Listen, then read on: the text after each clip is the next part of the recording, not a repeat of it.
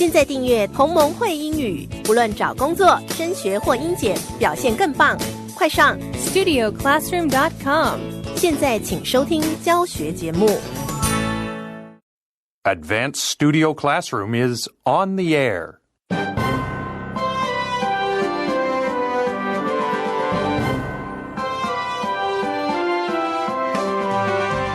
Join us today as we take a trip to the far north.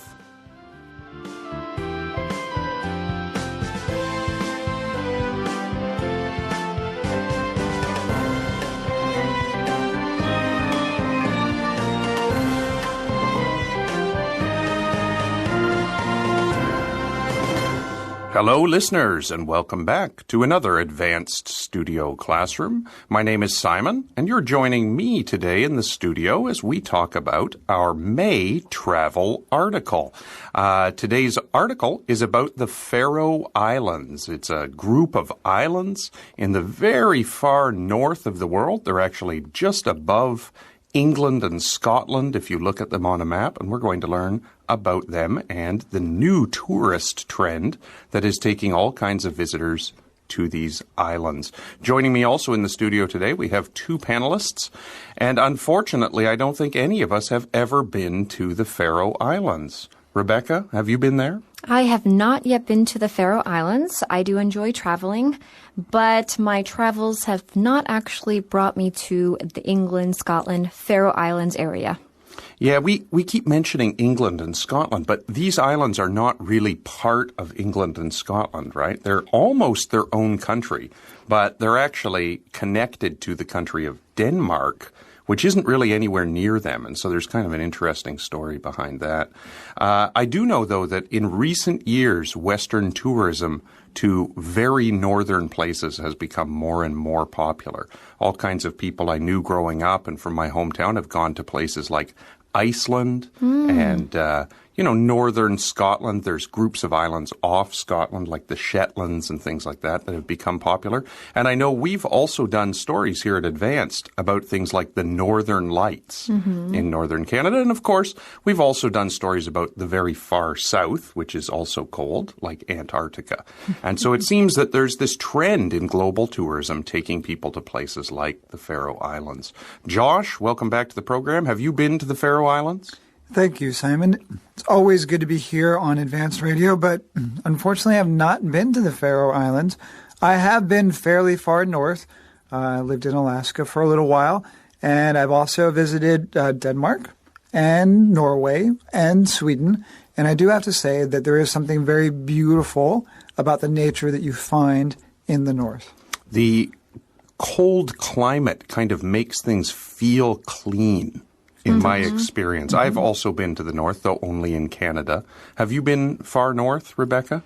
Far north. Are you more of a sun lover? Well, I actually prefer the cold. Oh, you do? I do prefer the cold. I have spent a little bit of time in Europe. I don't know if you really consider Switzerland and Germany, how north you consider that, but it does get pretty cold in the wintertime. I mean, you can get cold by going up. Like mountains, right? Not only so high elevations also have that kind of cold, clean feeling to them. Well, right? Switzerland in general does have a lot of mountains. So in the wintertime, it does get pretty cold and lots of snow.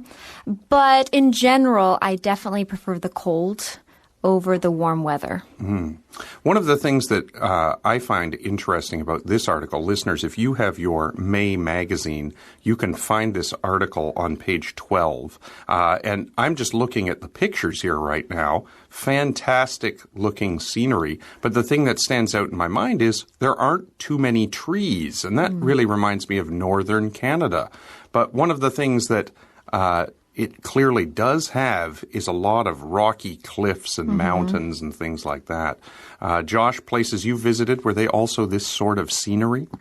They were. So actually in the interior of Alaska is a little bit different because the way that the landscape works, there's a lot of sort of like small little kind of, we would call them shrub trees. But not as much what people would consider like big trees, right? Yeah, when you look at a map, there's actually a line we call the tree line. And north of that, trees just don't really grow. Exactly. Right? And so south of that, trees are kind of smaller, and then they get bigger and bigger as you head south. So the tree line, I don't know if this is north of the tree line, because I sort of see a tree-like thing, a few of them. Bushes maybe growing, but it's definitely not a place with a lot of trees. So a very interesting landscape, very clean looking, interesting weather, and we're going to find out about why so many people are starting to visit this place.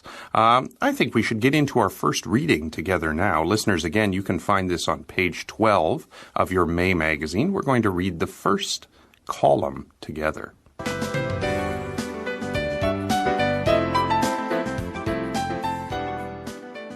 The Faroe Islands, the land of 10,000 waterfalls. The grassy island with its sheer rocky cliffs jutted from the sea, not a tree in sight. As I hiked along a footpath, I saw the snow-capped mountains of other islands in the distance. Seabirds squawked and soared through the blue skies. From the stout red and white lighthouse perched at the end of the island, the object of my hike, the sea stretched endlessly across the horizon. I felt like I had reached the end of the earth. It was merely the far tip of Kausoi Island, one of the most northerly of the blustery Faroe Islands.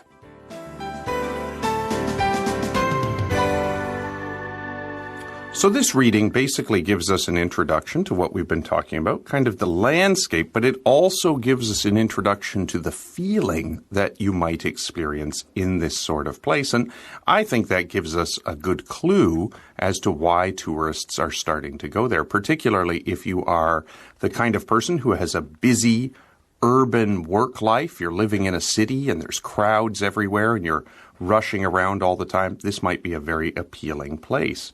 Josh, they tell us at the very beginning, they describe the island as a grassy island with sheer rocky cliffs. What are sheer cliffs? So sheer cliffs are cliffs that are basically straight up and down. And it says they jut from the sea. So when something juts, sort of sticking out, right? Exactly. So it just kind of rises out of the water. And it says not a tree in sight. So those things I thought were small shrub-like trees in the picture, probably not. Probably sheep. Because as we'll find out, there's a lot of sheep in the Faroe Islands, right? Right. Not a tree in sight. This actually seems like a place that I very much would enjoy visiting. Well, the problem is I do like trees and I like to climb trees. So maybe I would feel a little disappointed going to a place that has no trees. But I also enjoy rocky cliffs and I love looking at the ocean. So it seems like quite a beautiful island. Well, Rebecca, as we get into the second part of this reading, we see that the writer is doing something. Tell us, what is this person doing? Our writer, or the author, is hiking because it says, as I hiked along a footpath, I saw the snow-capped mountains of other islands in the distance. And I really like that description, snow-capped mountains. And that's just the idea that, well, the mountains are so high and at the top of the mountains, there's snow. I thought our listeners might be interested in knowing what the difference is between a footpath and some of the words we use a lot here. Here we often say like trail or hiking trail. Is there really a difference between the two, Josh? There might be a small difference. I think it sort of depends. Some people might use them interchangeably. When I think of a footpath, I think of a path that's made by people walking along it, not necessarily built specifically for hikers. See, that is interesting because I think of a footpath as basically a more finished mini road that is only for walkers. See, that's kind of what I thought too when I thought of footpath. I think it kind of depends where you live and what sort of the hiking trail condition is in the national parks near where you live. Like, for example, in Canada, when you go on a hiking trail, it's often just a dirt trail. You know, here on the island, we have like steps built in for you and it's like stone pathways and stuff. And I would definitely use the word footpath for that. The idea being, I suppose, that when I say footpath, I just mean you're not allowed to take vehicles on it. Like it's for pedestrians, people who are walking. So some variation in those words, basically they have the same meaning, right? It's a path you can walk down. There is, though, a difference with the word sidewalk, which really is a paved, finished road along the side of the road, I guess. Right. And I would not use footpath when referring to a sidewalk. Usually I wouldn't use it when talking about, that road or the walkway that's something right next to a highway or something. Now, oddly enough, I would use footpath for a sidewalk. Oh, so interesting. Okay. it all depends on where you live then. There you go. As we move on, we get into seabirds here. And in particular, this area is kind of famous for one seabird that you can actually see in a picture at the top left, right, Josh? Tell us about that bird. So that is the puffin. It's a beautiful little bird, very cute little birds. And we don't really get to see them very often because they tend to like to hang out in colder climates. They have colorful little beaks. They kind of look a little bit like penguins. They're kind of black and white, right? I actually have seen puffins in the wild. Oh. Yeah, in sort of the more northern parts of Atlantic Canada, you can see them. And so I've actually had the chance to see them. They are cute little birds. And so here, as this person is hiking along, there are seabirds around. These birds are squawking. That's sort of a description of the sound they make. I don't really want to make it on the radio, but I will if pressured. Wah, wah. That's sort of a squawk, right? Oh, very nice. Good job. Thank you. As a bird call. And they're soaring through the blue skies, which basically means they're flying very high up in the sky. And then we have a description of, I guess what you might say is a tourist attraction. Right. We read from the stout red and white lighthouse perched at the end of the island, the object of my hike. The sea stretched endlessly across the horizon. I think that's actually a really beautiful description. The stout red and white lighthouse perched. Usually when I use the word perched, I use a bird. I'm thinking about a bird or a chicken that's perched on a fence or on a tree branch of some sort. But a lighthouse perched at the end of the island is really quite beautiful. Mm-hmm. And those are popular tourist attractions, right? Mm-hmm. Basically, wherever you go, people hike to the lighthouse. People love to take pictures and selfies in front of lighthouses. Sometimes it can be very difficult to get yourself and a full lighthouse in the background because they tend to be kind of tall. But this one is actually the opposite. It is a stout lighthouse, which usually means sort of wide around the base and a little bit shorter. Now, listeners, if you're not sure what a lighthouse is, there's a picture of it at the bottom of page 12. It's that little building that has a light that warns ships and boats out at sea that they're coming close to the land. That's the idea. So, lighthouse, it's in sort of a remote place, and here they tell us it's at the end of the island. And this is where we kind of get into the feeling that the writer has. The writer says, I felt like I had reached the end of the earth. Now, when we say you're at the end of the earth, what do we really mean by that? It's a phrase you actually hear a fair bit, right? Go until the ends of the earth and, to be at the end of the earth. What exactly do we mean? Well, as far away as possible without being able to go any further. It's kind of a throwback to the days, I suppose, when English speakers were thinking of the world as a flat place. Mm-hmm. The idea being you walk until you've reached the edge, like there's nowhere else you can go. And so really that is kind of appropriate on an island because you can't keep walking when you get to the lighthouse, right? You're at the end of the island, but it feels like the end of the earth. And now when we say the end of the earth, like you said, Josh, we usually mean something very remote. And the idea would be kind of lonely, a lonely place all by itself. And so that's the feeling we have on these blustery Faroe Islands. And blustery, again, is a word connected to weather. What exactly is blustery? Blustery is a fun word that basically means windy. So these islands, or this island, must be extremely windy. Yeah, it kind of can be connected to stormy weather, too, because sometimes we use that word to describe people. Like we say people are blustering, and then we're using it as a verb to say they're kind of like yelling without too much good reason to do it. Kind of they're shouting or showing off to show they're angry. And so that's blustery.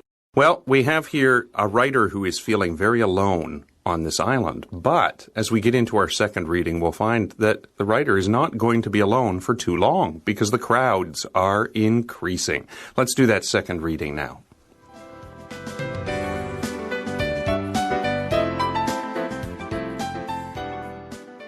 increasing crowds. I'd come for that sense of remote wonder.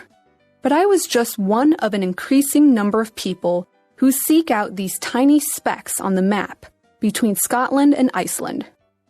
Travelers come for the panoramic vistas, waterfalls, puffins, and an escape from the crowds.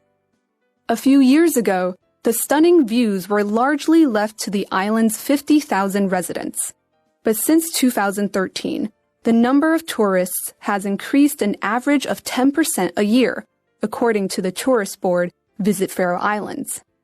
In 2018, a record 120,000 people visited the volcanic isles. Instagram is probably the biggest reason people come, 25-year-old farmer Johannes Kausgerl told me. We're all over Instagram. Since 1698, his forebears have lived in Trelawney, a village on Kausoy with only 3 families who, for generations, have made a living by raising sheep and rappelling cliffs to collect bird eggs. The village became reachable by car when tunnels were carved through mountains in the 1980s, but it remained isolated until tourists began arriving a few years ago, lured by dramatic images of mountain peaks from a lighthouse. Now Kausgerl said his once secluded land gets 20,000 visitors a year, forging dirt paths that didn't exist centuries before.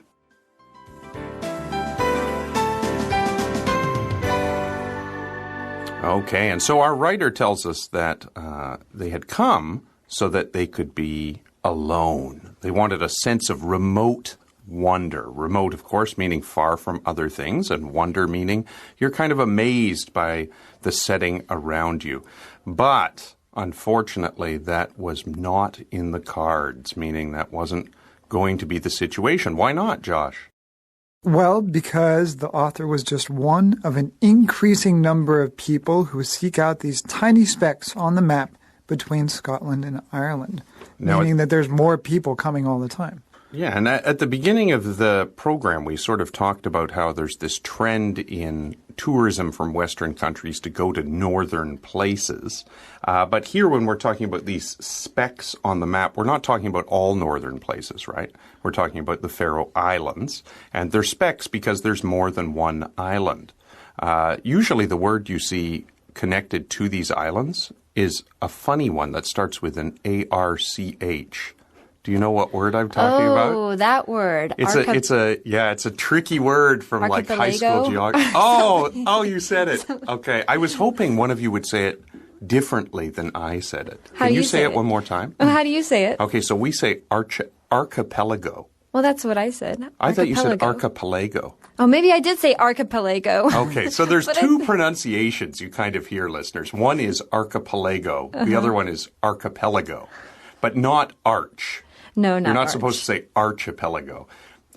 We use this same term in connection with Penghu, right? We say the Penghu archipelago or archipelago. That's what you say. It basically means a group of islands that are close together, and that's what the Faroe Islands are. And so when you look at a map, they do look like little dots in this area, little specks on the map. And, of course, they're between Scotland and Ireland. So it tells us travelers are coming for vistas, but not just any vistas, panoramic vistas. That is a word that is on my phone's camera app. What exactly does it mean? Well, that's a really good question. When we talk about a panoramic view or a panoramic vista, that just means that you're getting a picture of a very wide area. And yes, you can actually use your phone to take a panoramic picture. So you get like a really wide view or a wide picture. If you're using an iPhone, it's called the Pano function, P-A-N-O. Oh. Probably because this word panoramic is just too long to put on the screen, right? But that's sort of the function where you see people kind of standing and turning in a circle to get the whole wide view. And that's what we're talking about. So the idea here is that when you visit a lot of places in the world, you sort of look out at the beautiful scenery in one direction. But here you're so isolated and remote that you can look all the way around you and the scenery just doesn't stop. So there's a panoramic vista. And a vista, of course, just kind of means a view. And so what do you see in this view? Well, you'll see things like waterfalls and puffins. Puffins are the birds that Josh mentioned, and an escape from the crowds. That really appeals to all of us. I see everybody here is closing their eyes and sort of looking dreamy. Hey, well, that's always nice. I mean, I love people. I love living in a big city, especially a city that's very convenient. But there is something wonderful about taking a break from the busyness of life and taking a break from the large crowds. But it seems like, based upon our article, that going to the Faroe Islands really might not be an escape from the crowds in the future. Yeah, especially when you look at the numbers that they start to give us in the next paragraph. They say a few years ago, the stunning views were largely left to the island's 50,000 residents. So that means there's only about 50,000 people who live on the islands. But then in 2013, something happened. The tourists started arriving. And the number of tourists has been increasing. Right, Josh? So it's been increasing by an average of 10% every year for a number of years until now. So that really does mean a big jump in the number of people visiting every year. Yeah, and a few years ago, in 2018, a record number of 120,000 people visited. 120,000 people, that's more visitors than residents. And that's a lot of people. 120,000 people visited the volcanic isles. And so as you can see, if you're getting 120,000 people or more visiting this place, it might not really seem that remote. I'd also like to point out, I mean, it doesn't really say here in the article, but I've been to the north in the wintertime. You don't see as many people there because usually people just aren't really well equipped to deal with the northern winter. So I'm guessing the majority of these visitors all tend to come at the same time of year as well. Yeah, and they're not going to be there all the time, right? So it's not like 120,000 people are constantly visiting the island.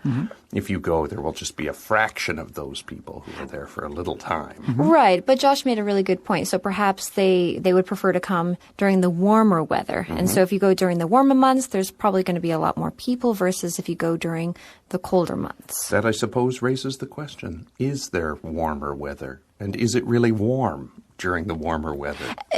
You know, You would be very surprised. I frequently ran into this when I was living in Alaska, describing temperatures in the interior. So Alaska is very far north. It's a sort of environment where there aren't any trees. But it just so happens that during the summertime, the sun is out about 20 hours a day. And during the hot part of the day, now this is only maybe for a few weeks during summer, it would get over 100 degrees Fahrenheit, which is over 30 degrees Celsius. So it can be hot in the summer in the north. Okay. and I just wanted to mention that I think cold and hot is really relative. You know, based upon That's true. what you're used to and what you think of being as warm. Because, like, you know, we live here in Taipei, and honestly, sometimes it gets cold. But compared to maybe Canada, it's really not very cold. Or compared to some states in the United States, like Michigan, it's not really cold because we're not getting all that snow.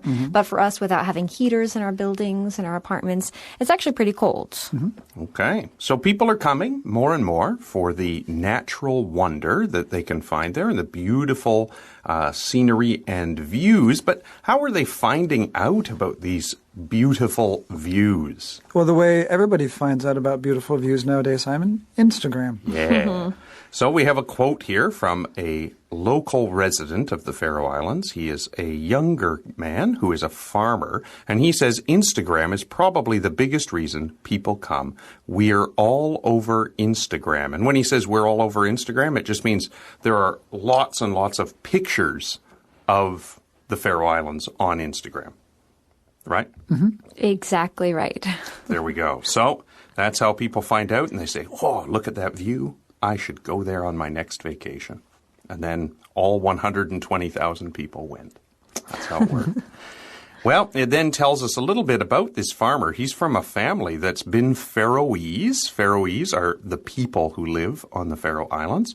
And his family has been there for quite a long time. Since 1698, it tells us his forebearers. What are forebearers? So it's your relatives that come before you. Yeah, so maybe a more common word I hear here in Taipei is ancestors. But forebearers, it basically means the ones who went before you. And they've lived in this little village on this island. And this is really a little village because it only has 3 families, right?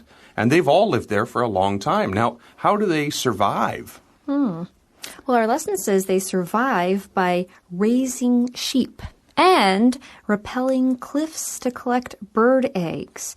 Now, I like this idea of rappelling cliffs. I've been rock climbing a few times. And the idea of rappelling is you have to climb up the rocks and then you have like this rope and harness around you and you actually go up and down the cliffs with this harness around you to protect you. Yeah, when you rappel, it's when you're going down at the end of the climb, right? So they're kind of lowering people down to grab the birds' eggs out of the nests here. Right, and then eventually they have to go back up. Now, I imagine they're not only eating sheep and wearing wool and eating eggs, so probably the idea here is that it's a farming community where people are farming and maybe selling wool or selling lamb, things like that.